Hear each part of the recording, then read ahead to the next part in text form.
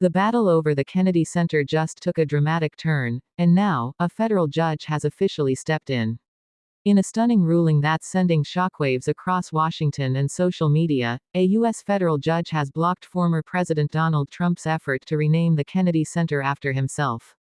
And the judge's words: absolutely brutal. According to the ruling, federal law makes it crystal clear that the institution was created to honor President John F.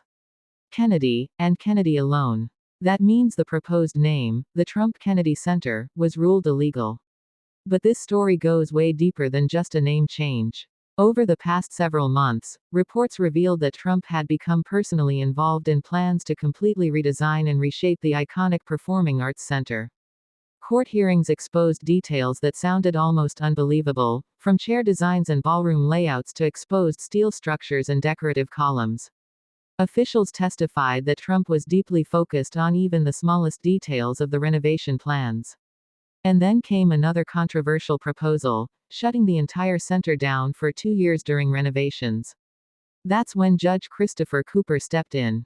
The Obama-appointed judge slammed the board behind the decision, saying they relied on what he called a one-sided presentation of information, and failed to fully consider how closing the center would affect performances, public programming, and its role as a national memorial.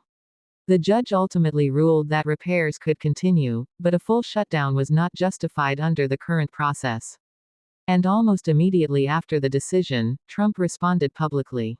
In a social media post just hours later, Trump announced that he would back away from the redesign effort entirely and instead push for Congress to take over oversight of the Kennedy Center moving forward.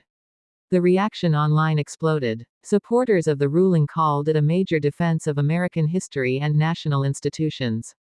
Many argued that the Kennedy Center represents a bipartisan cultural symbol tied directly to JFK's legacy, not modern political branding.